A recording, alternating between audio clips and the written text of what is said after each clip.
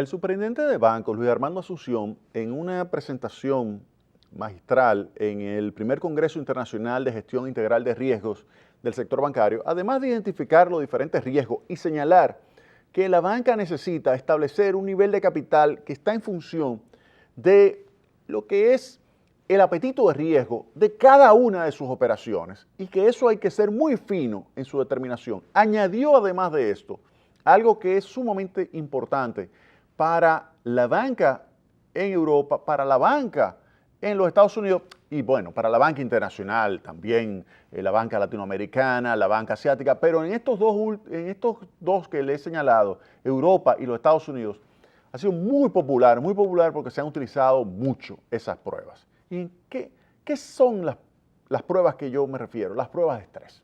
Y el superintendente Luis Armando Asunción señaló claramente la importancia de esas pruebas de estrés.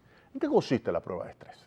La prueba de estrés es lo siguiente. Sabemos que hay toda una distribución de probabilidad de eventos.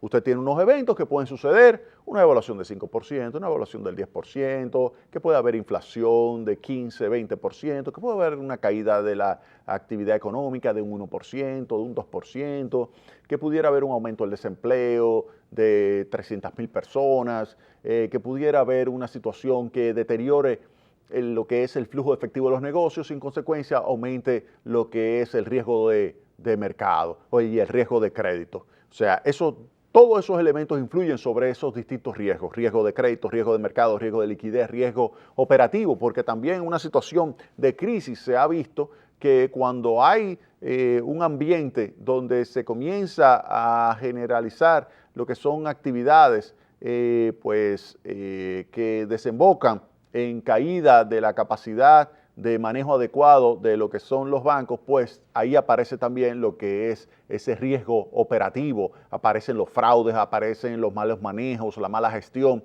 y eso desemboca en una crisis financiera. Eso es lo que se ha visto. Entonces, ¿qué es lo que se hace? Identificar en primer lugar la distribución de probabilidades. Se sabe que hay un grupo de eventos con una determinada probabilidad, pero hay eventos que tienen una menor probabilidad, pero el impacto, si ocurriese, sería enorme. Por ejemplo, una devaluación de un 20%. Eso es una devaluación fuerte. Usted me dirá, no, pero la probabilidad de eso es muy bajita, por lo tanto yo no lo voy a tomar en cuenta. No, esa es la prueba de estrés. La prueba de estrés es como una prueba de ejercicio, donde usted le ponen un aparato y lo ponen a correr en una caminadora y le dice, siga subiendo, y le van al mismo tiempo que usted sube la velocidad, le van subiendo la pendiente, le van subiendo. Es como la prueba de estrés que realiza el doctor Víctor Atala. Te va subiendo, te va subiendo, te va subiendo, te va subiendo, y cada vez que tú vas, y Víctor te va subiendo cada vez más, el doctor Atala te va subiendo cada vez más, y te va poniendo, y te pone esa pendiente así. Y eso es una prueba de estrés. Y ese corazón comienza a bombear, y él monitoreando, y con eso él evalúa cuál es la capacidad que en una situación de estrés se tiene de poder enfrentar esto y el corazón salir bien de ese proceso. Puede darse el caso de que en esa prueba de estrés aparezca una arritmia. Puede darse el caso de que en esa prueba de estrés aparezca algo que le suena extraño al doctor Víctor Atala. Ante esa situación, ¿qué hace el doctor? No, espérate.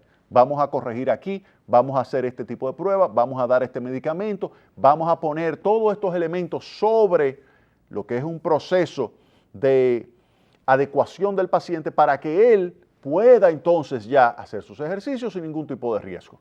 Esa es la prueba de estrés. En el caso financiero es exactamente lo mismo.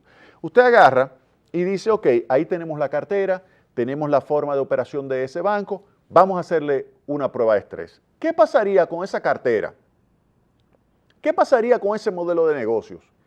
Con esas inversiones, si de repente la economía cae, pero no de que un 1% que tiene una probabilidad alta de que pueda suceder. No. Si la economía cae 5%, que la probabilidad de eso es 1 en 1.000.000. Dice, sí, está bien, pero calcúlamela. ¿Qué pasaría si ocurre una caída de 5% del Producto Interno Bruto en un año? Dice, ¿cuánto? Sí, 5%. Pero eso es una vez en lo que llevamos de República Dominicana. Sí, pero calcúlamelo. Pero que eso no va a ocurrir, una caída de 10%, solamente ha sucedido un año.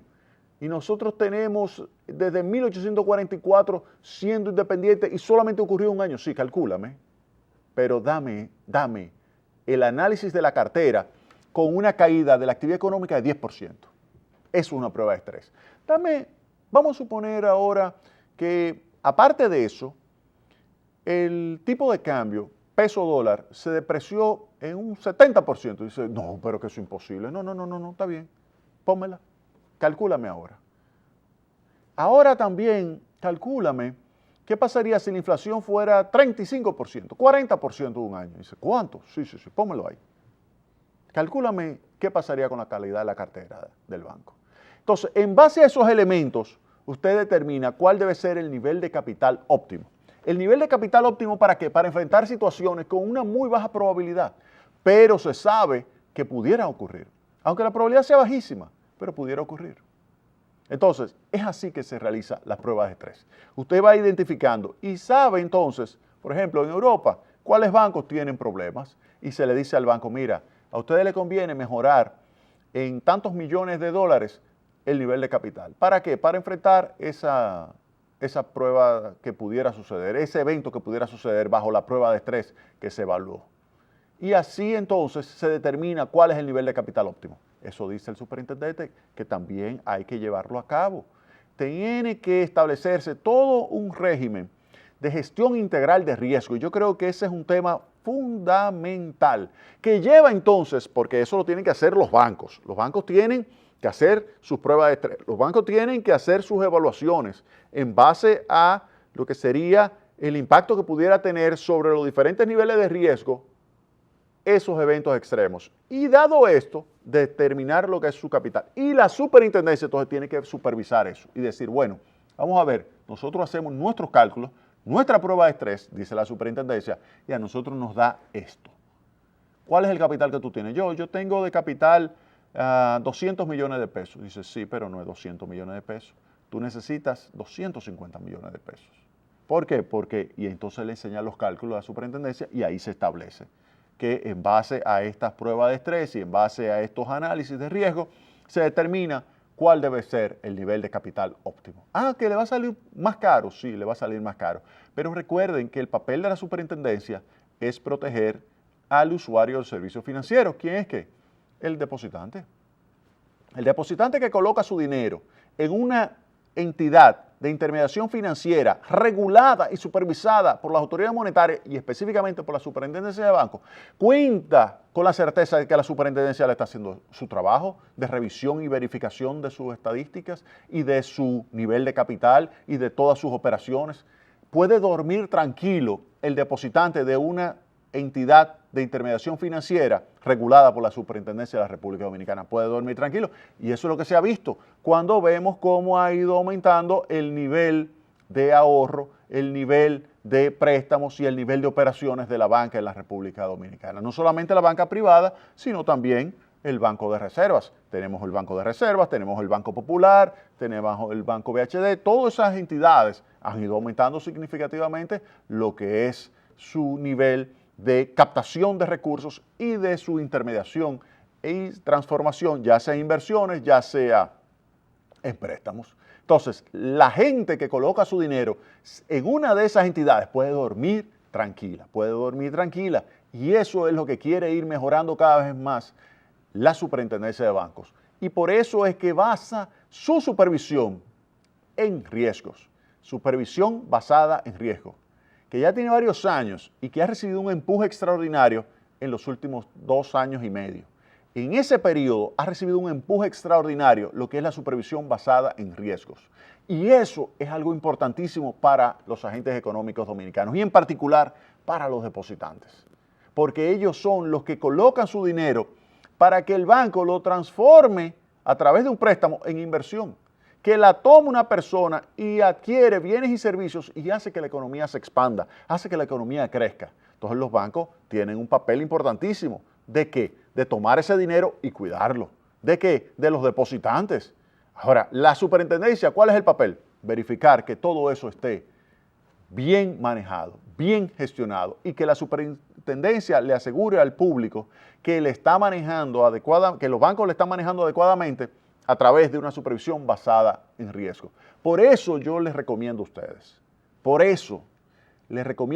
que siempre entren en la página de superintendencia y que verifiquen ahí cuáles son las entidades de intermediación financiera autorizadas por la Junta Monetaria, oigan bien, autorizadas por la Junta Monetaria y además supervisadas.